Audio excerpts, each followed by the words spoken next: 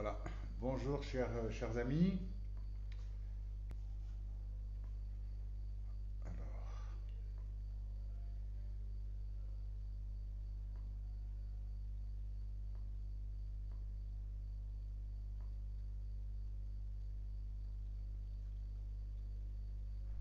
il faut partager déjà. On va commencer par faire ça. Voilà, bonjour. Ou bonsoir plutôt, j'ai tellement l'habitude de dire bonjour.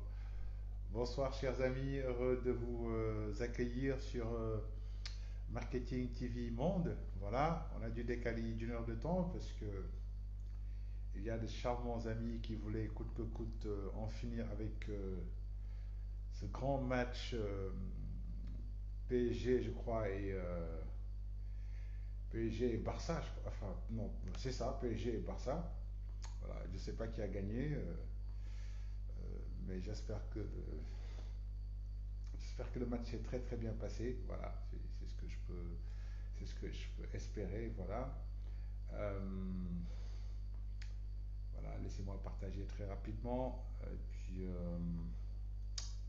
on va démarrer tout à l'heure. Aujourd'hui donc le thème, c'est le thème sur les 4 P. Donc on va essayer de partager rapidement, pas un enseignement, mais un petit échange sur les 4 P qui sont généralement très prisés par beaucoup de gens, qui est très utilisé en marketing, voilà, pour lequel aussi il y a beaucoup d'amis.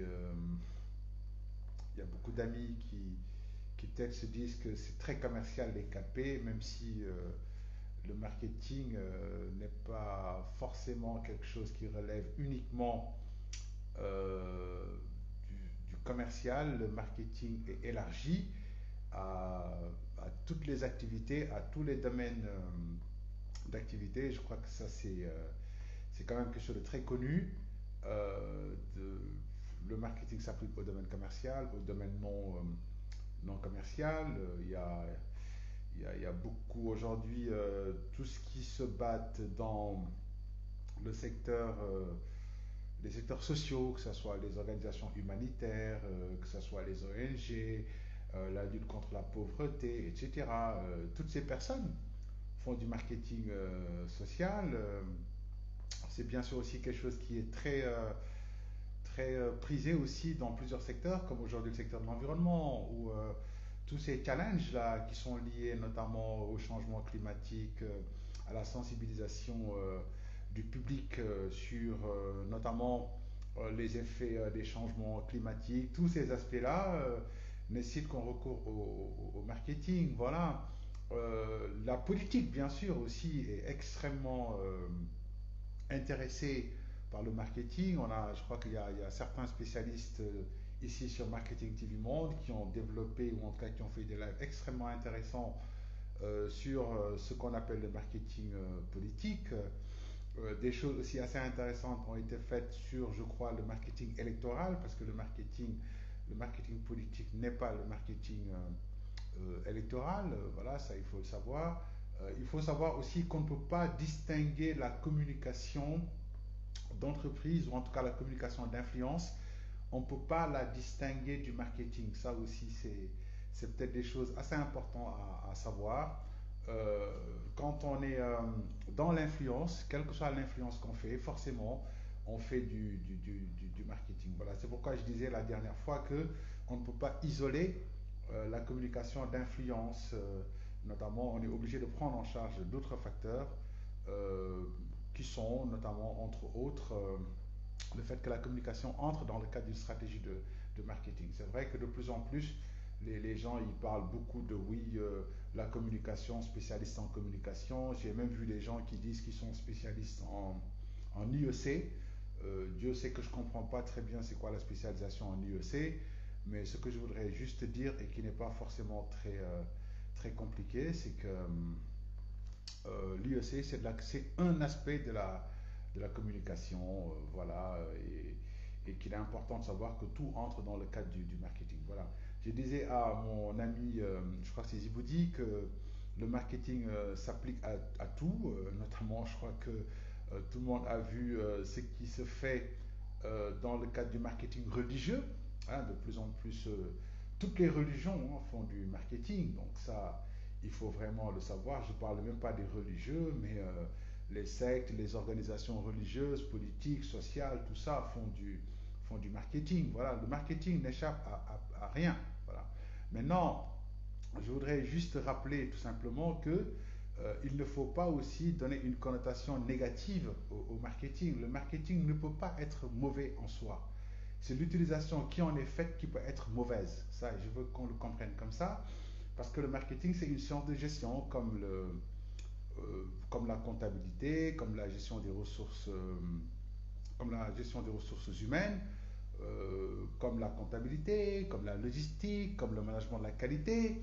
Donc le marketing ne peut pas être mauvais. Par contre, maintenant, ce qui peut être mauvais, c'est l'utilisation qu'on en fait. Et ça, on ne peut pas en fait on peut pas l'imputer au marketing en soi. Parce qu'on utilise le marketing aujourd'hui. Vous avez vu que beaucoup de gens, enfin l'État utilise le marketing pour sensibiliser les gens sur le Covid. Pourtant, c'est du marketing. Et personne ne se plaint. On utilise le marketing pour sensibiliser sur beaucoup de choses, pour éduquer les consommateurs, pour éduquer les citoyens, pour sensibiliser les gens sur le respect de l'environnement, pour promouvoir des comportements qui sont des comportements plus adaptés, notamment, euh, comment dirais-je encore, en tout cas au bien-être commun. Donc, sous ce rapport-là, on ne peut pas, à mon avis, dire que le marketing, c'est mauvais. Le marketing ne peut pas être mauvais, comme la comptabilité, elle aussi, ne peut pas être mauvaise. Mais ce qui peut être mauvais, c'est l'utilisation qu'on en fait. Voilà. Donc, ça, c'est ce que je voulais vraiment rappeler à mon ami, je crois, il s'appelle Djiboudi. C'est un ami commun que j'ai avec Chérif Salissi, le docteur Chérif Salissi, qui est très connu, notamment pour tout ce qu'il fait. Voilà. Donc Ahmed Zoubdi, qui est un très grand intellectuel, je crois que c'est un marxiste, voilà, qui n'est pas forcément pro économie de marché. Voilà, je comprends très bien que vous soyez contre l'économie de marché. Je comprends très bien que vous soyez très scandalisé par tout ce qui se fait dans l'ultralibéralisme. Et Dieu sait que je partage ça avec vous, mais reste convaincu, vraiment, je reste vraiment convaincu que, notamment, je reste vraiment convaincu que le marketing reste quelque chose de très très important pour toutes les organisations. Voilà, bien. Donc, en tout cas, je voudrais remercier toute l'assistance pour la présence. Ah oui, excusez-moi, je ne regardais pas du tout. Je regardais pas du tout. Excusez-moi. Donc, ouais. Ok. Excusez-moi, je vais augmenter le volume quand même. Voilà. Excusez-moi. Voilà. C'est comme je vous le dis tout le temps, je ne suis pas Lai Bombasek. C'est lui le grand patron de ça. Il est très fort pour ça. Voilà, excusez-moi pour le volume. Hein. J'étais plus concentré sur mon ordinateur là, à faire les partages. Voilà. Mais là, je crois que ça va mieux. J'espère que le volume, ça va mieux. D'accord. Voilà. Donc, je vous salue Ablaï Mbo. Je vous dis bonjour Mamadou Ndiaye. Bonjour Fayem Fayem. Voilà. La politique des 4 P, j'adore bien cette partie qui est très importante du marketing. Voilà. Oui. Alors, Sanou, bien sûr. Alors, je fais un clin d'œil, bien sûr, à No Stressland, que vous connaissez peut-être. Je crois que vous le connaissez tous maintenant.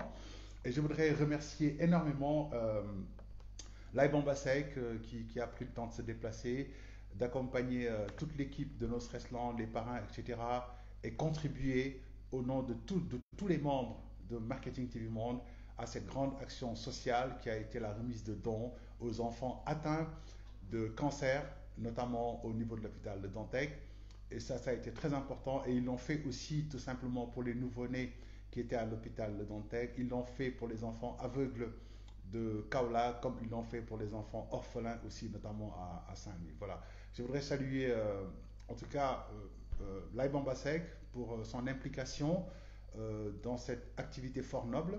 Je voudrais remercier Sanu Diaye, qui est l'initiateur de notre Restland, qui fait cette activité depuis 2013 maintenant, ça fait vraiment 8 ans. Je voudrais surtout féliciter M. Lansana Gagnisaro, très grand manager, leader reconnu et respecté pour ce qu'il fait, qui fait énormément de social et qui a retrouvé dans No Stressland un cadre d'épanouissement et d'expression de sa solidarité, de sa générosité. Et je crois qu'il est surtout dans cette dynamique d'encourager les jeunes et de donner l'exemple. Je voudrais le féliciter pour ce qu'il a fait, pour la générosité, pour l'humilité, pour l'accompagnement de ses grandes actions. Et mes félicitations vont aussi à l'ensemble des membres de No Stressland et de toutes les personnes qui, en dehors de No Stressland, sont venues accompagner notamment cette très très belle initiative. Voilà, je voudrais vous remercier pour ça à tous, à ceux qui sont dans le groupe, ceux qui ne sont pas dans le groupe et ceux qui ont contribué pour leurs prières, pour tout. Vraiment, je crois que ça a été une très très belle initiative. C'est encouragé et No Stressland est ouvert. Tout le monde peut venir participer, contribuer. Nous avons nous aussi, comme disait Sanugai, l'État ne peut pas tout faire. Chacun d'entre nous a aussi le devoir de participer au développement national, mais aussi à l'entraide, à la solidarité, surtout dans cette période où chacun souffre notamment des velléités, notamment de la pandémie du Covid-19. Et nous prions Dieu que cette pandémie et tous les autres risques puissent partir pour qu'on puisse aller notamment voilà, et que nous puissions aller très rapidement vers de nouvelles choses. Voilà, bien. Alors, Lansana Sonko, je vous salue énormément. Bonjour. Voilà, cette partie vous intéresse. Ben, on va l'aborder tout de suite. Voilà, bien. Alors, concernant notamment le thème d'aujourd'hui, c'est un thème qui va être focalisé sur notamment les 4 P. Alors, je voudrais tout de suite, à l'entame, vous dire que je ne suis pas là pour développer les 4 P. Donc, ça aussi, je voudrais le souligner en amont de mon discours, parce que les autres spécialistes qui sont sur la chaîne, que ce soit Ablaïmo, que ce soit Laïbamba, que ce soit Diaby, que ce soit les autres spécialistes, vont développer chaque P, notamment, ou en tout cas chaque élément des 4 P. Donc, ça, je crois qu'il n'y a aucun problème. Chacun va le faire. Ce que je voudrais juste, c'est rappeler que signifie 4P. C'est aussi simple que ça. C'est pourquoi je voudrais juste vous prendre quelques minutes de votre temps pour qu'on puisse en discuter. Le développement intégral de chacun ou bien de chacune des fonctions du marketing sera fait notamment par les spécialistes sur la chaîne et vous serez heureux de pouvoir découvrir ça. Vous avez une grande école, une université pour vous. Profitez-en le maximum possible. Bien. Alors, donc, les 4P, il faut bien comprendre que c'est un terme mnémotechnique qui rassemble notamment 4 consonnes et dont la signification est plutôt une signification dans la langue anglaise. D'accord? Donc les 4 P, c'est Product, Price, Promotion, Place. Product, Price, Promotion, Place. En français, ça va être produit, prix, communication, distribution. C'est les 4 éléments, notamment, qu'on retrouve dans les fonctions marketing et qu'on appelle les 4 P. À l'entame, ou bien au départ, les 4 P ou les 4 éléments, les 4 fonctions du marketing avaient été définies et identifiées, avaient été en tout cas définies, stabilisées par un professeur aussi d'économie qui s'appelle McCarthy. Et McCarthy avait notamment pensé que quand on fait un échange entre l'entreprise et le client, il faut définir les conditions de l'échange. C'est pourquoi lui-même, d'ailleurs, dès le départ, il avait parlé de ce qu'on appelle les variables contrôlables. Les variables contrôlables. Quand on dit variables contrôlables, c'est les variables de l'échange qui sont contrôlées par l'entreprise pour servir d'offre notamment à la clientèle. Alors, donc McCarthy avait dit que quand on veut faire un échange, parce que le marketing c'est la sphère par essence de l'échange entre l'entreprise et sa clientèle, quand on veut faire un échange, il faut définir les conditions de l'échange notamment. Et ces conditions de l'échange, ce sont tout simplement 4 éléments clés qu'il faudrait définir, maîtriser afin de pouvoir les proposer à la clientèle. Je voudrais aussi rappeler que les 4 P à l'origine, c'était du marketing B2C, c'est-à-dire que c'était du marketing de grande consommation, ce n'était pas déjà dans le marketing B2B. On pourrait revenir là-dessus dans d'autres vidéos si vous voulez. Donc l'idée c'est de dire, puisque nous voulons aller vers la clientèle et échanger ce que nous proposons contre l'argent de la clientèle, et notamment ici aussi, il faut savoir que les 4P au départ, c'était les produits, pas les services. Ça aussi, on peut en reparler tout à l'heure. D'accord? Les 4P, c'est d'abord les produits, pas les services. Donc, puisqu'on a des produits qu'on veut vendre à la clientèle, il faut que nous définissions les conditions de l'échange. Les conditions de l'échange, c'est quoi? C'est il faut définir quel est l'objet de l'échange. L'objet de l'échange renvoie au premier P, c'est le produit. Ensuite, c'est à nous de définir la valeur de l'échange. La valeur de l'échange, c'est quoi? C'est le prix, notamment du produit. Troisième élément, il faudrait que nous puissions influencer et séduire le client pour qu'il achète. C'est donc une condition de réussite de l'échange. C'est le troisième P qui est le promotion qui correspond à communication. Et bien sûr, pour que l'échange puisse se faire, il faudrait notamment qu'on puisse rendre le produit disponible auprès de la clientèle afin que l'échange puisse se faire. Il faudrait que le produit soit disponible, soit en vente directe, soit en vente par des distributeurs, mais il faudrait que le produit soit disponible pour que le client puisse faire l'échange. Donc c'est le quatrième P qui est le P de place, qui est aussi le P de distribution. Donc McCarthy nous dit, dans un livre qui a été publié en 1960 qui s'appelle The Basis of Marketing, il va dire que pour qu'on puisse notamment faire un échange avec la clientèle, nous devons concevoir 4 politiques, notamment qui prennent en compte les intérêts du client et nos propres intérêts. Ces 4 éléments que nous devons définir et les proposer à la clientèle tels quels, ces 4 éléments, c'est l'objet de l'échange qui est le produit, c'est la valeur de l'échange qui est le prix, c'est l'influence du client, c'est la communication, c'est la mise à disposition du produit, c'est la distribution. Ces 4 P donc, c'est Product, Price, Promotion, Place. Produit, prix, communication, distribution. Alors, donc ces 4 éléments-là ont été définis par McCarthy en 1960. Il faut savoir que quand McCarthy proposait les 4 P, il n'y avait pas encore le développement ou l'avènement de ce qu'on appelle l'école du marketing management. On est toujours dans cette période-là où, en entreprise, le marketing s'arrêtait ou bien commençait par le produit. Alors que plus tard, on le verra, 72 notamment, plus tard, Kotler va avec d'autres spécialistes développer ce qu'on appelle le marketing management et ils vont introduire dans le marketing la notion de stratégie marketing. Donc, quand McCarthy développait les 4 P, on n'était pas encore à l'ère de la stratégie marketing, on était encore dans les fonctions marketing. C'est pourquoi il avait parlé des 4 variables fonctionnelles. Voilà. Alors, ces 4 variables fonctionnelles qui ont été définies par McCarthy vont avoir un intérêt important parce que quand on vend un produit. Donc, n'oubliez pas, les 4 P étaient liés aux produits, pas aux services. Les services, si vous voulez, on en reparlera plus tard. Pour les produits, donc, on avait dit, quand on vend un produit, il faut définir une politique de produit. La politique de produit, ça va être quoi? Ou bien composé de quoi? Elle est composée de deux facettes. Il y a une facette technique et une facette soft, c'est-à-dire une facette commerciale. Dans le produit, il y a ce qu'on appelle le contenu et il y a le contenant. Ça, il faut très bien le comprendre. Dans l'aspect contenu, le marketing, la fonction marketing n'a pas la compétence pour définir le contenu du produit. Donc le contenu du produit, c'est une compétence notamment de la direction technique qui s'occupe de l'approvisionnement, de la production, etc. Mais qu'est-ce qu'il doit être dans le produit? Comment est-ce qu'on doit le fabriquer pour qu'il réponde aux exigences de la clientèle? Ça, le marketing ne sait pas le faire. Ça, c'est la technique qui sait le faire. Par contre, dans le produit, il y a une dimension marketing. Parce que quel que soit le contenu du produit, si le produit n'est pas, excusez-moi, sexy, peut-être que les clients ne le remarqueront pas et peut-être ne l'achèteront pas.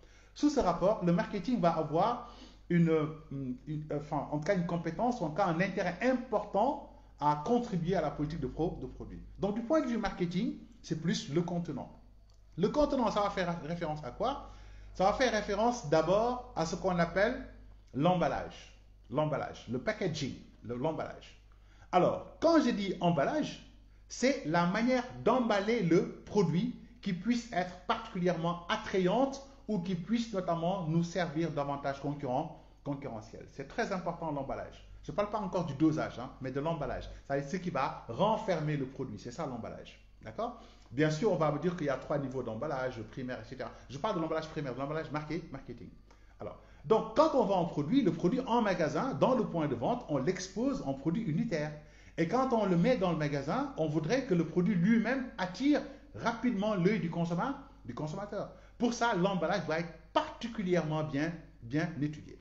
Je disais aux artistes qui font des tableaux d'art, qui font des très très bons tableaux, c'est des artistes qui sortent de l'école nationale des beaux-arts, enfin qui sortaient de l'école nationale des beaux-arts, donc c'était des très très grands artistes, et qui n'arrivaient pas quelquefois à vendre leurs tableaux, ou qui avaient des prix tellement exorbitants pour certains que les gens disaient que c'est trop cher. Alors ils m'ont dit, mais monsieur Khan, les Sénégalais ne connaissent pas l'art. Je dis non, c'est pas seulement que les Sénégalais ne connaissent pas l'art. Mais quand vous avez un tableau qui est peut-être un tableau extraordinaire pour un expert, notamment de la peinture, moi qui ne suis pas expert de la peinture et qui veux acheter un tableau, si au départ je vois que le tableau n'est pas attractif, Même si les designs, les palettes de couleurs, ce que raconte le tableau, tout ça, même si c'est très important, si ce n'est pas attractif pour moi, ben, je ne vais pas l'acheter. Le contenu peut être génial, mais si le contenant, ça, si l'emballage n'est pas attractif, il va de soi que moi, je ne serai pas certainement attiré pour pouvoir acheter votre tableau. Donc, quand on vend un produit, quelle que soit la qualité du produit, quel que soit le contenu, quels que soient les avantages, quel que soit le caractère premium ou particulier du produit, ce produit, il faut, pour pouvoir le vendre, il faut d'abord travailler sur comment l'emballer. C'est extrêmement important. Vous avez vu que, notamment les entreprises pour les produits laitiers, par exemple, il y a eu beaucoup d'exemples qui ont été faits. Il y a eu des verres, il y a eu beaucoup de types d'emballages qui ont été faits. Mais quand Tetra Pak est venu, ils ont révolutionné le marché en travaillant notamment sur des modèles d'emballage particulièrement bien faits, notamment, mais surtout donc parfaits, bien faits du moins, ergonomiques, donc faciles à ranger, qui n'étaient pas cassables, donc comme notamment le verre, mais surtout qui étaient faciles à utiliser. Et ça, c'est des éléments très très importants dans le packaging du produit. Voilà. Quand on prend les produits locaux, notamment que nous avons au Sénégal, je parle des jus, je parle des sirops, que les très très bonnes marques que nous avons au Sénégal vendent et qui sont en termes de qualité, en termes de contenu, qui sont pour moi largement meilleures que l'offre importée. Voilà, quand on prend des marques comme Esteval, quand on prend Zena, quand on prend la marque Kumba, quand on prend Maria, il y en a beaucoup ces marques-là, il y en a énormément. Voilà, qui font des confitures, qui font des sirops, qui font des jus, etc. Ils font de très très belles choses. Mais ce qui se passe, c'est que généralement, ils vont tomber notamment sur l'emballage. C'est sur l'emballage qu'ils ne vont pas avoir un avantage concurrentiel. Et ça, c'est quelque chose de très important sur lequel nous devons faire attention. Je disais notamment une fois lors d'une formation pour justement ces entreprises-là, je leur disais, quand vous allez par exemple en grande surface, vous allez, excusez-moi pour les marques que j'utilise, mais je suis un enseignant d'abord aussi, il faut le savoir. Bonjour Abdul, bonjour Madame Massignan. Quand vous allez en point de vente, par exemple, pour les produits pour enfants, vous allez voir par exemple la marque Cerelac. Excusez-moi, c'est pas pour taper sur les marques. Je crois qu'ils font tous des bons produits, mais j'interviens comme enseignant. Donc voilà, c'est ça. Donc vous allez voir les marques par exemple Cerelac ou des marques comme ça, ou Blédina. De l'autre côté, vous avez par exemple Rui Halal. Rui Halal nous fait des produits naturels, 100% naturels, avec des produits du terroir qui répondent à nos valeurs culturelles et dont l'efficacité est complètement claire. Ça, c'est vraiment bien fait pour Rui Halal. Donc, en termes de contenu, il n'y a pas photo. De l'autre côté, vous avez une marque comme Blédina ou une autre marque qui va travailler d'abord en conditionnement sous vide, ensuite un carton tellement bien fait et attractif. Et généralement, Blédina va coûter 4, 5, 10 fois plus cher que Rui Halal. Mais moi, en tant que consommateur, quand je viens, je ne suis pas un spécialiste du contenu. Je ne viens pas avec un laboratoire pour analyser. Je dis, qu'est-ce qui notamment semble être plus crédible pour moi? Et ce qui semble plus crédible, c'est l'emballage carton où on me donne des informations, où c'est clair, où c'est bien fait, où c'est facile de faire le dosage, tout ça, etc. Donc je vais prendre Blédina, qui va coûter 5, 6 fois plus cher que la marque locale, notamment Rui Halal, qui est pourtant une très très bonne marque. Voilà un exemple, par exemple. C'est le cas pour les sirops. Ou Sunquick, par exemple, qui est chimique, notamment quasiment chimique, ok, va, notamment en étant plus cher, être mieux vendu que des marques locales comme Esteval.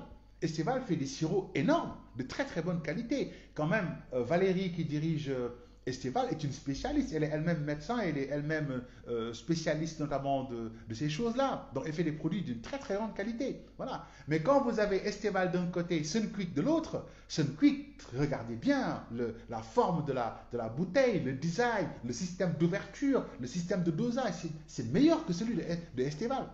Donc le client, quand il vient, il va dire celui-là, il est plus crédible pour moi, il est plus attractif pour moi, la bouteille semble être mieux designée, plus soft et correspond mieux notamment à mon standing. Alors que dans le contenu, la qualité produite par Esteval ou par Zena ou quelqu'un d'autre, en tout cas les marques locales, est largement meilleure que la qualité des produits importés. Donc, il ne faut jamais négliger ça. Au point qu'une étude avait montré que l'emballage représente 40% de la valeur des produits dans le marketing des produits agroalimentaires. Il faut vraiment le comprendre comme ça. Ça représente 40%, non pas du prix, mais 40% de la valeur du produit. Parce que quand on va en point de vente, ce qui nous attire d'abord, c'est notamment l'emballage du produit. Donc c'est quelque chose de très important sur lequel il faut énormément investir. Quand vous regardez les produits de luxe, comme les parfums et autres, etc., les parfums, très sérieusement en termes de contenu, ça ne coûte pas cher. Ce qui va faire qu'ils vont se positionner sur le luxe, ça va être la forme des bouteilles. Ça va être tout le design qu'ils vont mettre sur les bouteilles et qui vont être d'une attractivité énorme. Et ce qui va leur permettre d'avoir des marges de 1000, 2000, 5000, 10 000% par rapport à d'autres marques de parfums qui ne font pas beaucoup d'efforts, par exemple, sur leur sur leur emballage, donc sur le design de l'emballage, sur l'emballage tout simplement. Donc le packaging, c'est quelque chose d'extrêmement important. Quelle que soit la qualité de notre produit, il faudrait qu'on travaille le contenant, c'est-à-dire le packaging, pour que le produit puisse être le plus attractif possible, notamment. Le packaging à lui tout seul ne sert pas à grand-chose. Enfin, je veux dire, c'est pas suffisant. Ça, c'est important, bien sûr, mais c'est pas suffisant. Le packaging, il faut l'habiller. Donc, on fait référence à ce qu'on appelle en français la stylique et qu'on appelle en anglais le design. Il faut vraiment travailler l'habillage. Hein? Si vous avez le plus beau bazin du monde ou le meilleur tissu de costume possible et que derrière la couture n'est pas attractive, forcément la qualité de votre tissu ne servira pas à grand chose. C'est exactement la même chose aussi pour le packaging. Quand on met un bon packaging, il faut savoir l'habiller. Il faut travailler le design du produit. C'est très important. Le design du produit, forcément, c'est tous les aspects qui vont en fait frapper l'œil du consommateur. Pas seulement l'utilisation, mais l'œil du consommateur. Parce que le design, c'est l'utilisation, c'est la forme, c'est l'ergonomie, tout ça, etc. Mais il faut que ça soit quand même attractif visuellement, c'est très important. Donc, tout ce qui va concerner le fait d'apposer la marque, de donner des informations, de restituer la charte graphique sur les couleurs, de mettre les informations aux consommateurs, de mettre notamment la marque, etc. Donc, tous ces éléments, le prix éventuellement, tous ces éléments vont être agencés de sorte à ce que quand on regarde notamment le produit, on a tout de suite envie de l'acheter. Au point d'ailleurs que dans les années 2000, notamment au milieu des années 2000, s'est développée une nouvelle approche où on s'est dit que quand on a un bon packaging, au lieu maintenant uniquement de mettre des étiquettes qui entourent le packaging, il faut complètement habiller le packaging. Ça a été le développement de ce qu'on appelle la mode des sleeves, où on habille complètement le produit. De sorte que le produit est totalement habillé. Vous l'avez vu aujourd'hui, Gloria l'a fait. Beaucoup de marques maintenant le font. Ils habillent complètement le produit. Et vraiment, ça fait très très joli, ça fait très très attractif. C'est la mode des sleeves. Ça s'est beaucoup développé et de plus en plus, beaucoup d'entreprises utilisent cette mode pour habiller leurs produits à leur couleur, à leur marque. Donc, revenons pour dire que le contenant du produit, donc le contenu c'est la technique. Du point de vue marketing, le contenant c'est très important. L'emballage notamment, donc ça va être, l'emballage c'est d'abord le packaging, le contenant, son ergonomie, sa forme, sa facilité d'utilisation, sa facilité de conservation, etc. Ensuite, le design, l'habillage, les couleurs notamment, qui vont pouvoir rendre le produit particulièrement bien attractif. D'accord?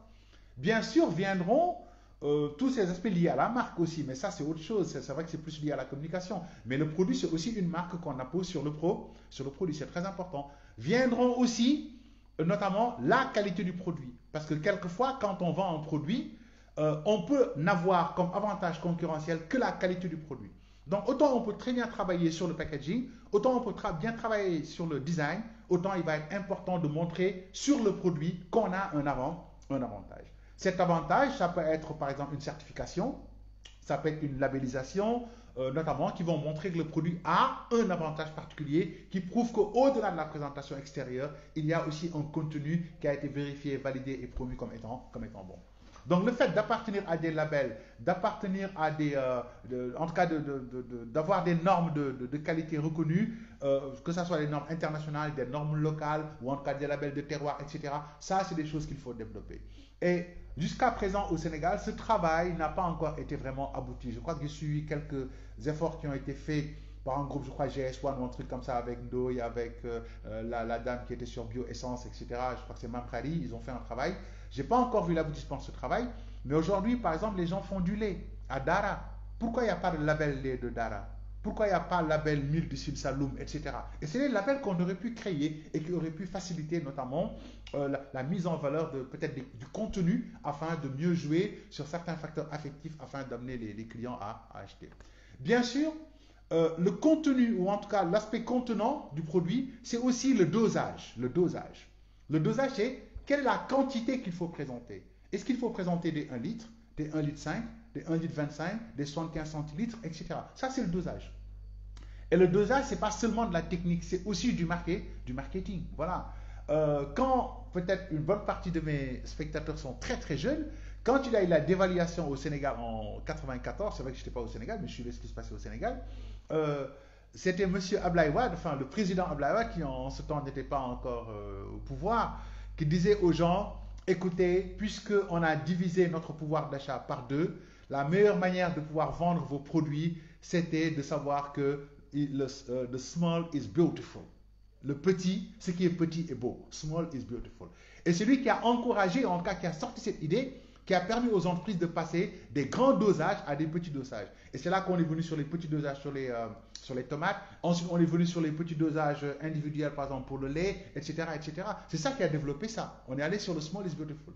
Et le small is beautiful avait marché parce que le consommateur n'avait plus la capacité peut-être d'acheter une grosse quantité tout de suite. Mais quand on lui fait des petites quantités, il peut acheter et s'adapter sans sentir notamment le poids financier de ses achats. Donc, ce dosage-là, quel est le dosage qu'il faut faire du produit? Est-ce qu'il faut faire 1 litre, 2 litres, 0,5, tout ça, etc.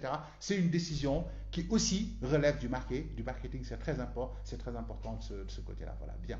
Alors, j'espère que mes collègues me suivent et que s'il y a des compléments ou des observations, qu'ils veuillent bien le dire en direct, ça me ferait particulièrement plaisir. Bien. Alors, le deuxième P, c'est le P de prix. Dans le prix, là aussi, il faut bien comprendre qu'il y a une compétence du marketing, mais il y a une autre compétence très importante, qui est une compétence financière. Il faut bien le comprendre. Parce que quand on est dans une entreprise, on ne fixe pas le prix qu'on veut. Ne l'oubliez pas. Le prix n'est rien d'autre qu'une valeur d'échange. Et la valeur d'échange doit prendre en compte les intérêts du consommateur et aussi les intérêts notamment de l'entreprise et surtout d'ailleurs, j'allais dire les intérêts de l'entreprise. Et ce qui se passe, c'est quoi? C'est que l'entreprise a un business plan. L'entreprise va dire j'ai un business plan sur 5 ans notamment et sur les 5 ans, voilà mes prévisions de revenus, de recettes, voilà mes prévisions de charges, voilà mes prévisions de résultats positifs ou négatifs et voilà mes prévisions notamment de cash flow, etc., etc. Et généralement, quand l'entreprise fait son business plan, l'entreprise va déterminer ce qu'on appelle des indicateurs de rentabilité de son business plan. Notamment, il va dire quel est le seuil de rentabilité. Il faut que je le sache. Il faut que je sache à quel point est-ce que je peux être rentable. Quel est le délai de récupération de mon capital investi. Quelle est la vanne de mon produit à partir d'un certain temps, etc. Donc, sur quoi je dois jouer si je fais un emprunt ou pas. Sur quoi je dois jouer pour que je puisse notamment respecter ou bien en tout cas m'approcher de mes indicateurs de rentabilité afin qu'à un terme déterminé, si j'ai fait des emprunts, que je puisse les rembourser, si j'ai mis mon argent, que je puisse le récupérer et que l'entreprise puisse être rentable. Donc, dans le prix, les facteurs les plus importants en amont, c'est les conditions de rentabilité financière. C'est très important. Maintenant, quand on détermine clairement les conditions de rentabilité financière, ces conditions sont non négociables. C'est-à-dire que le marketing ne peut pas aller moins que ce qui a été proposé comme condition financière, à moins de proposer quelque chose de meilleur. Je vous donne un exemple très simple. Une entreprise peut dire, nous ne serons rentables que si nous avons par exemple une marge commerciale de par exemple 35%, ou bien une marge commerciale de 20%. Okay?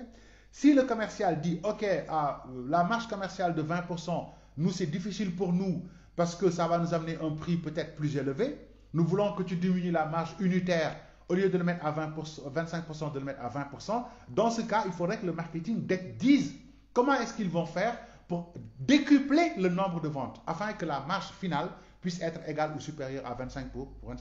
Ça aussi, c'est une négociation que la direction marketing peut faire avec la direction financière. Maintenant, pourquoi le marketing est important dans la fixation du prix? Parce que d'abord, c'est le marketing qui va savoir quel est le prix acceptable pour le client. C'est très important. Parce qu'en marketing, quand on détermine un prix, on commence d'abord par déterminer ce qu'on appelle la zone d'acceptabilité du prix. C'est-à-dire, pour le prix que nous vendons, quel est le prix au-delà duquel le client pense qu'il est cher et quel est le prix en deçà duquel le client pense que le produit est de mauvaise qualité. Cette zone d'acceptabilité-là, c'est le marketing qui le détermine. C'est des études qu'on fait pour pouvoir déterminer quel est le prix au-delà duquel on ne peut pas vendre et en deçà duquel le produit est de mauvaise qualité. Donc, il y a une zone d'acceptabilité. On va dire, notre produit qu'on va vendre, il ne pourra être vendu qu'entre 17 000 et 33 000, par exemple. Pas plus ni moins. C'est notre zone. Donc, le prix ne doit pas sortir de ça. Ça, c'est un. Deuxième élément, c'est le marketing aussi qui pourra identifier à partir de quel prix pouvons-nous attirer le plus de clients possible. C'est ce qu'on va appeler le prix psychologique. Le prix psychologique, c'est le prix à partir duquel nous pouvons attirer le maximum de clients possible. Ça aussi, c'est des méthodes de calcul. Elles sont très simples. Je crois que les Live Bamba et autres vont faire des lives pour présenter comment est-ce qu'on détermine tous ces éléments-là. Voilà. Quoi qu'il en soit, c'est quoi l'intérêt de déterminer la zone d'acceptabilité du prix? Imaginons que nous avons un produit qui coûte 10 000 et que les finances me disent, nous sommes à 20%, on est bon. Ça veut dire que à 12%, à 12 000 francs du moins, le produit est rentable. On entre dans la rentabilité à 12 000 francs. Je fais une étude sur le marché pour voir quelle est la zone d'acceptabilité du prix. On me dit, votre produit est acceptable entre 30 000 et 50 000. Est-ce que je vais vendre mon produit à 12 000? Non. Je serai obligé de le vendre au moins à 25 000. Parce qu'en le vendant en 12 000, je suis en deçà, notamment du seuil d'acceptabilité du produit. Et donc, les gens me diront, votre produit est très beau, il est très joli, mais un produit qui coûte au minimum 25 000, vous le vendez à 12 000, certainement que c'est du top, c'est ce qu'on va me dire. Et ça, c'est le job du marketing, d'orienter notamment le prix, en disant que le prix doit entrer dans la zone d'acceptabilité. De la même manière, quand les finances nous disent, nous, on est rentable qu'à 12 000, et que moi, je regarde la zone d'acceptabilité du prix, et je me rends compte que le prix, notamment, il est dans la zone 10 000, 7 000 ou 10 000, 5 000, et que nous, on est rentable qu'à 12 000, il va de soi qu'on ne va pas vendre à 12 000. Parce qu'à 12 000, on n'aura pas de clients. Parce que ça sort de la zone d'acceptabilité, le client pensera que c'est très cher. Et en ce moment, nous, marketing, on peut discuter avec les finances pour voir comment faire. Ce qu'on peut faire, c'est quoi? C'est par exemple d'abord dire, OK, notre produit, est-ce qu'on peut le travailler dans le design et autre chose pour faire une montée en gamme, c'est-à-dire aller dans une gamme supérieure. Par exemple, si on est dans la gamme moyenne qui est entre 5 000 et 10 000, on va se dire, est-ce qu'on peut aller sur la gamme supérieure qui va peut-être être de 15 à 30 000? Là, par exemple, on va se dire, OK, si c'est possible, quel est l'investissement nécessaire pour qu'on aille sur la haute gamme et qu'on puisse vendre plus cher. Ça, c'est une discussion qu'on peut avoir. Voilà. L'autre aspect aussi, on peut voir la possibilité d'un effet d'échelle. C'est-à-dire, en vendant moins cher, est-ce qu'on peut notamment avoir notamment un effet d'échelle, un accroissement de la vitesse de rotation du stock qui puisse nous permettre d'accroître en fait la marge globale finale, pas la marge unitaire, mais la marge globale finale, parce que en vendant peut-être moins cher, on peut augmenter les ventes de sorte à ce qu'il y ait un effet d'échelle et qu'on puisse notamment avoir une rentabilité à la fin. Donc tout ça, c'est des calculs, c'est des négociations qu'on fait avec la finance, mais on ne va pas vendre plus cher que le marché ne le demande. C'est très important. L'autre aspect dans le prix, c'est que le prix est une variable aussi qu'on va utiliser pour nous adapter à la stratégie de l'entreprise. Si par exemple on est dans une entreprise dont la stratégie est de dire moi je veux vraiment être positionné comme celui qui est le plus économique, comme par exemple ça se fait en hard discount ou autre, et qu'on se dit je veux vendre le moins cher possible, toujours pertinent, merci beaucoup Babacar, tu es très gentil. Quand on dit nous notre stratégie c'est d'être économique, comme le font les hard discounters par exemple, ou les discounters comme Auchan, etc., le font au Sénégal, et comme d'autres entreprises le font ailleurs, comme Lidl en Europe, etc., ce qui va se passer, c'est que je suis obligé d'avoir ce qu'on appelle des stratégies de pénétration. La stratégie de prix va être ce qu'on appelle une stratégie de pénétration. Ça veut dire, je suis obligé d'avoir des prix qui soient en deçà des prix proposés. Parce que le produit doit s'adapter à la stratégie. On en parlera si vous voulez. Le prix du moins doit s'adapter à la stratégie. Donc le marketing doit s'assurer que le prix que nous proposons est en phase avec notre stratégie marketing. Et que donc, si notre stratégie, c'est-à-dire que nous sommes une entreprise qui vend des produits économiques, nous devons aussi avoir des prix qui soient économiques. Économique, ça veut dire quoi? Des produits qui soient les moins chers du marché, soit alignés sur les moins chers ou même en deçà des produits les moins chers. Donc, c'est le marketing qui doit faire attention à ça. Si, par exemple, nous disons que nous sommes une entreprise qui fait des produits de luxe, là aussi, on est obligé de pouvoir amener notre prix au niveau des produits que nous vendons. Parce qu'il est impensable d'avoir des produits de luxe et des prix qui soient des prix notamment bas. C'est impensable, ça ne va pas ensemble, il faut qu'il y ait une cohérence. D'accord? Alors, c'est dans ces conditions-là qu'il est important que le marketing donc aide les finances, dans la définition de la zone d'acceptabilité du prix, dans le prix psychologique, ou tout simplement, parce qu'il n'y a pas que le prix psychologique aussi. On peut dire, on va aller sur le prix de marche, le prix sur lequel on a le plus de marge possible. Mais ça, c'est facile à faire, d'accord? Ensuite, maintenant, il faut s'assurer que la stratégie de prix est adaptée, notamment à la stratégie aussi de l'entreprise, notamment la stratégie marketing. Voilà, bien. Vient une troisième variable, qui est la variable communication. La communication est une variable totalement, la communication commerciale, s'entend, parce qu'il y a la communication interne peut-être, qui dans les industries est gérée en bonne partie par les DRH éventuellement, mais dans la communication commerciale, c'est-à-dire vers le client, est gérée entièrement par la fonction marketing. Et la communication commerciale, le P, la promotion, c'est vrai que les Américains disent promotion. Dans la zone francophone, on distingue la publicité de la promotion, mais enfin bon, je crois que cette distinction devient de moins en moins pertinente. Donc parlons de promotion, de communication. La communication va avoir pour objet d'aller informer et séduire le client. C'est ça l'enjeu. L'enjeu, c'est de séduire le client. Pourquoi? Parce que sur le lieu de vente, le client a le choix entre plusieurs marques. Et c'est à nous de lui dire, notre marque est meilleure que les autres. Et il faut qu'on le lui dise partout où il est. Il faut qu'on le dise là, chez lui, au bureau, dans la rue, dans sa voiture, partout. De sorte qu'il ait tellement cette information dans la tête qu'au moment d'acheter, il fera attention à notre produit et peut-être va plutôt choisir notre produit que les produits notamment de la concurrence. Donc ça demandera, comme vous l'a expliqué Khalifa Diaby, de définir une stratégie de communication, de mettre en place un plan de communication, de réaliser des campagnes de communication à partir des différents supports possibles, que ce soit les supports médias connus, hors médias, etc., l'Internet, enfin bon, tout ça, utiliser l'ensemble de ces supports pour pouvoir non seulement informer, mais séduire le client. Parce que c'est ça l'idée, comme je vous l'avais dit la dernière fois sur le AIDA. Attention, intérêt, désir, achat. Donc, tout ce processus de séduction a qu'un seul objectif, amener le client à choisir notre produit au détriment des produits de la concurrence. Ça, c'est très important. D'accord? Le quatrième P, qui est place, fait référence à la distribution. La distribution est globalement une compétence du marketing. Mais dans beaucoup d'industries, ce n'est pas une compétence exclusive du marketing. Il y a une fonction support importante qui quelquefois va être la fonction logistique, surtout quand il y a beaucoup de livraisons.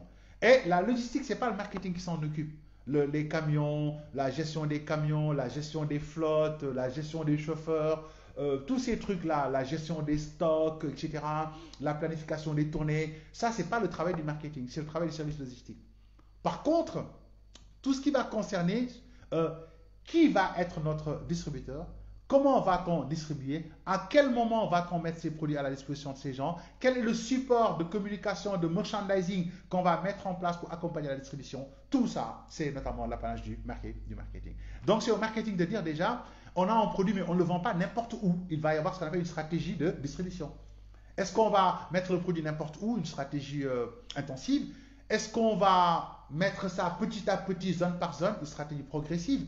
Est-ce qu'on va le mettre uniquement sur certains points uniquement vers certains clients? Donc, on fait un choix, notamment une stratégie sélective. Ou bien, est-ce qu'on va travailler uniquement avec certains types de distributeurs, notamment, et on va être dans une stratégie exclusive. Donc, comment on va nous mettre le produit sur le marché pour rencontrer la clientèle? Comment le faire? C'est le marketing qui le définit. On définit la stratégie de distribution, d'accord? De la même manière, avec quel distributeur va-t-on travailler? Ça aussi, c'est à nous de le définir.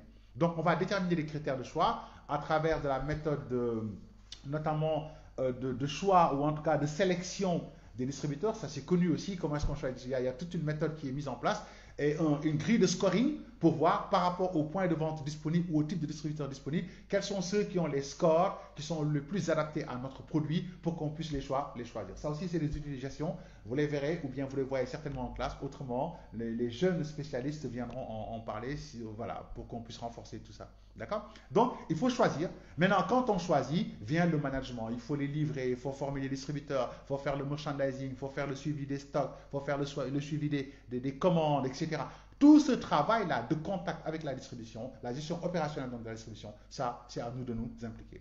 D'autant plus que de plus en plus, les distributeurs sont maintenant considérés comme des partenaires dans le cadre du nouveau concept, je crois dont on a déjà parlé ici, le concept d'ICR, Efficient Consumer Response. Donc de plus en plus, il y a un partenariat très serré entre l'entreprise et la clientèle et le marketing joue un rôle important dedans. Sauf qu'en amont, tout le travail logistique, tout le travail administratif, parce qu'il y a des bons de livraison, il y a tout ça, les commandes, etc. Tout donc, il y a un backup, en tout cas, il y a un background du moins, ou bien un backup complètement complètement non marketing, parce que tout ce qui va concerner l'administration, c'est la comptabilité ou l'administration des ventes. Ensuite, il y a l'aspect logistique. Mais il y a un autre aspect qui est pris en charge par le marketing. Alors, pourquoi est-ce que je rappelle que la plupart des fonctions des 4P là, qu'on appelle les fonctions du marketing, pourquoi la plupart de ces fonctions pourquoi il est important de savoir qui en a la responsabilité? Parce que généralement, comme vous l'avez vu, pour le produit, pour le prix, pour la distribution, vous avez vu qu'à chaque fois que la responsabilité est partagée, elle est partagée entre, par exemple, pour le produit, entre la production et le marketing, pour le prix, entre les finances et le marketing, pour la distribution, entre logistique, comptabilité et marketing. Et se pose maintenant la question de savoir comment organiser tout ça. Comment faire pour qu'on puisse notamment avoir un marketing qui soit cohérent, notamment. C'est ça l'idée. Et pour ça, c'est un autre spécialiste, un économiste qui s'appelle Neil Borden, qui est un économiste de la Harvard Business School, qui en 1964 va sortir notamment du marketing mix. Donc le marketing mix, ce n'est pas une création c'est pas une création de McCarthy, c'est une création de Neil Borden. Neil Borden commençait déjà à parler de cet aspect, de cette histoire de mixer les éléments de la gestion d'une entreprise depuis les années 40. Donc c'est pour vous dire que c'est quelqu'un qui était dans cette idée, dans le domaine de la gestion d'entreprise. Et quand McCarthy a développé les 4P, il a dit justement, ces 4P n'auront de sens que si vous les mixez ensemble. Les mixer ensemble, ça veut dire quoi? C'est garantir deux conditions importantes. C'est garantir la cohérence, notamment du marketing mix. Il faut que les éléments soient cohérents. Deux, c'est la coordination unique. C'est très important ces deux éléments. Et pour expliquer son idée, il va partir notamment de sa propre vie personnelle. Neil Borden était un grand amateur de sport automobile. Et vous savez que ceux qui font le sport automobile, tous les week-ends, ils cherchent à améliorer en fait la capacité de leur voiture.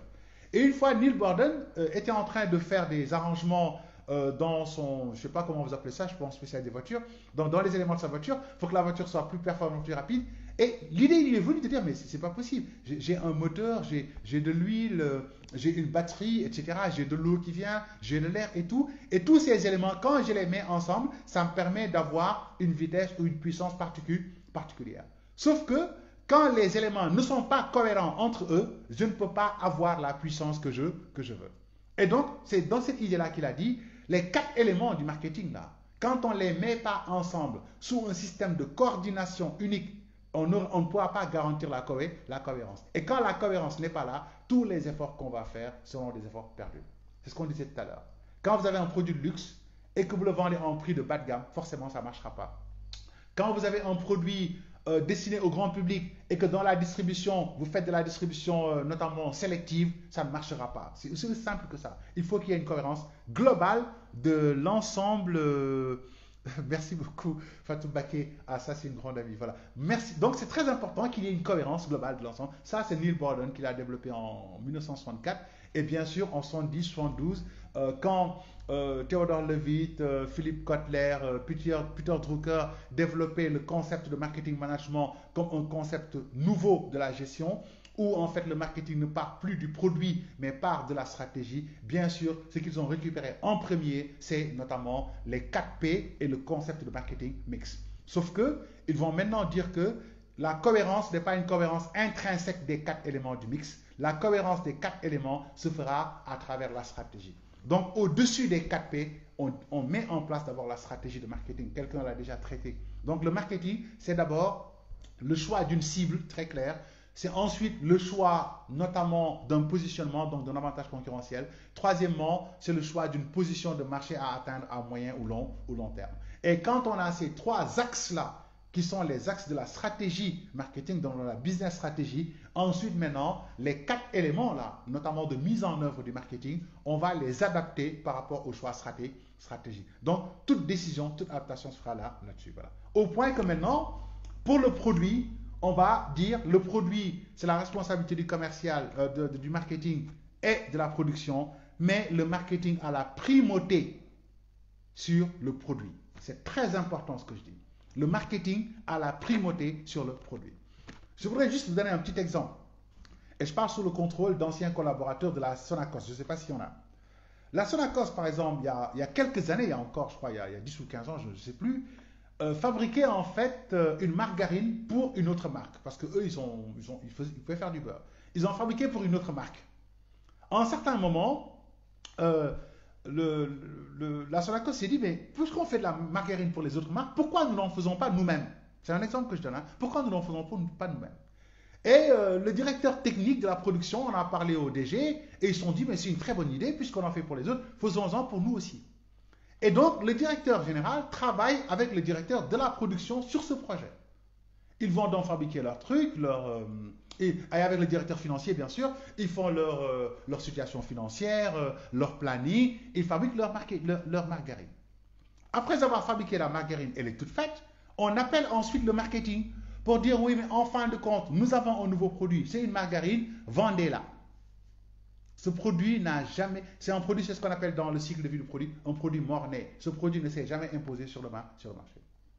Pourquoi? Parce que le produit qui a été fait totalement à l'extérieur des compréhensions, non seulement des besoins du client, mais de la compréhension même en fait de la dynamique concurrentielle. De sorte que le produit, si on savait que c'était un bon produit, coûtait largement moins cher, n'était pas très sexy, n'était pas très attractif, le marketing n'étant pas, ou ne comprenant pas très bien le produit, et voyant que le produit n'est pas adapté à la lutte concurrentielle, le marketing n'a pas pu s'en sortir. Beaucoup d'efforts ont été faits, je crois qu'ils ont recruté Ramacham pour faire offrir de l'or et tout ça, mais malheureusement, le produit n'a jamais décollé. Donc, on ne peut pas laisser à la production la responsabilité de fabriquer un produit. Quand on veut fabriquer un produit, le point d'entrée, c'est le marketing. Pourquoi? C'est le marketing qui identifie les besoins. On ne fabrique pas pour fabriquer. On commence d'abord par étudier le marché, comprendre le marché, comprendre la dynamique concurrentielle, connaître les facteurs de succès. Et c'est ensuite maintenant qu'on va dire, voilà ce que le marché veut. Et on discute avec la technique pour voir quelles sont les possibilités par rapport aussi aux contraintes financières et au marché qu'on souhaite capter. Et normalement, le référentiel d'entrée est défini par le marketing. Maintenant, le référentiel de production, c'est la production. Mais nous, quand on met un référentiel d'entrée, ça nous permet ensuite de faire ce qu'on appelle le test produit. Parce que normalement, quand la technique fabrique le produit, à la sortie, on le donne au marketing qui fait ce qu'on appelle le test produit. C'est le marketing qui va vérifier, est-ce que le produit qui est sorti, on ne regarde pas les techniques. La technique, ce n'est pas notre job. Mais ce qui nous intéresse, c'est d'aller faire des marchés témoins, de prendre des consommateurs, de tester avec eux pour voir est-ce que ce qu'ils nous avaient dit dans l'étude de marché, est-ce que c'est ça qui se trouve actuellement dans le produit, dans le contenu, dans le contenant, tout ça là, on va le vérifier. C'est ce qu'on appelle les tests produits. C'est nous qui faisons le test, ce n'est pas la technique. C'est pourquoi, dans la politique de produit, le pilote, c'est le marketing. C'est très important. Dans la politique de prix, le pilote, c'est le marketing. Ce n'est pas la finance. Il faut là aussi très très bien le comprendre. Autant la finance est déterminante, parce qu'elle détermine les conditions même de rentabilité, mais ce n'est pas parce qu'on est rentable que le prix de marge peut être utilisé sur le marché. Parce que quand on dit le produit à 12 000 francs, nous on est rentable, si on le vend à 12 000, ben, on peut ne rien vendre. Parce que justement, 12 000 ça peut être largement plus cher que ce que veulent les clients, ou ça peut être largement inférieur à ce que veulent les clients. Donc, quel prix déterminer? Ça c'est au marketing de le faire, c'est extrêmement important. Deuxième élément, on est dans un marché vivant, on a des concurrents. Les concurrents, ils ne dorment pas. Si on a un prix, par exemple, la finance nous dit le prix c'est 12 000, pas plus ni moins, et qu'en cours d'année, en dehors des périodes promotionnelles, un concurrent fait une campagne promotionnelle. Qu'est-ce qu'on va faire? On va dire on n'a pas le choix, on ne touche pas parce que les finances ont dit non. On est obligé, nous aussi, d'ajuster nos prix, de faire une campagne promotionnelle pour riposter contre le concurrent. Et donc, notamment, les facteurs de rentabilité doivent être étudiés de manière continue. C'est pourquoi on exige aujourd'hui à ceux qui font du marketing d'être extrêmement bons en finance. Parce que c'est à nous de convaincre les financiers. Et pour ça, nous sommes obligés d'être bons en finance. Être bon en marketing, c'est aussi très bien connaître les techniques financières. C'est très important. Il faudrait qu'on soit aussi bon que les financiers sur la programmation linéaire, sur comment définir le seuil de rentabilité, sur comment définir la valeur actualisée nette. Tous ces éléments-là, les mercaticiens doivent être bons là-dessus pour qu'on puisse nous aussi convaincre les financiers afin d'être compétitifs. Parce qu'eux, ils restent dans leur bureau, ils font leurs calculs, c'est ça leur job. Mais nous sommes responsables devant le marché. Et comme c'est nous qui apportons le chiffre d'affaires, s'il y a des problèmes, on tape sur le marketing, on ne tape pas sur les autres. Donc nous devons être bons dans ces disciplines-là pour pouvoir notamment être compétitifs. Pour la communication, n'en parlons pas, je crois que c'est vraiment marketing. Pour la distribution, même chose. Il faudrait que le marketing lead tout ce qui concerne la politique de distribution. C'est-à-dire, le directeur logistique ne peut pas être le patron du marketing, ce n'est pas possible. Parce que le directeur logistique gère les moyens.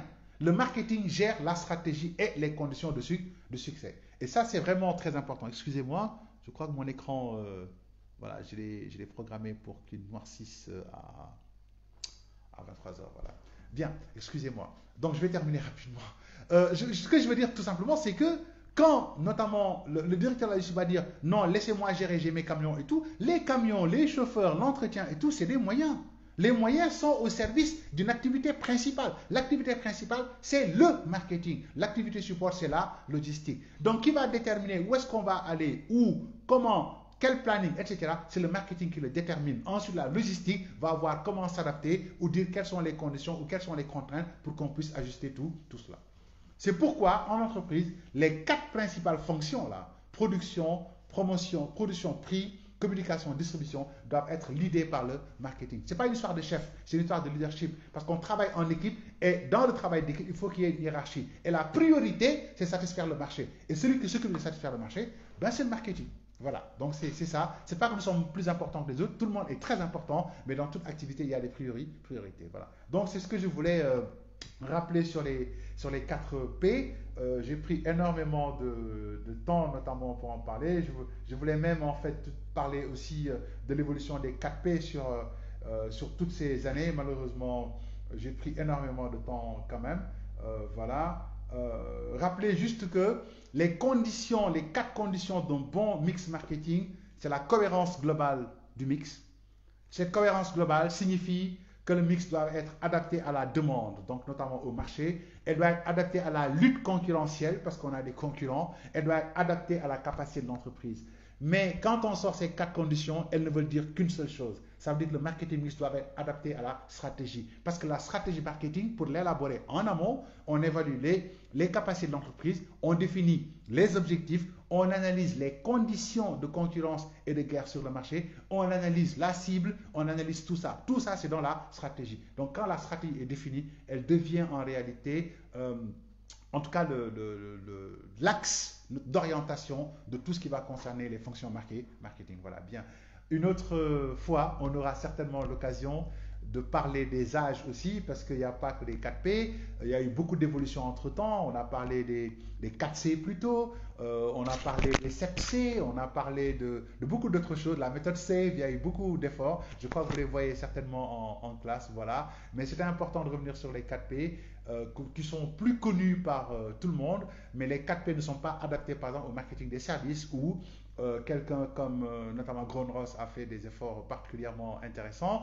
Il y a aussi qu'aujourd'hui avec l'internet, on ne peut pas s'arrêter uniquement aux 4P avec l'avènement notamment aussi du CRM et tout ça, on ne peut pas s'arrêter aux 4P. Donc il y a eu des évolutions importantes notamment par rapport à ces concepts, mais c'est des concepts fondateurs, c'est des concepts de base notamment du marketing management. Voilà, bien.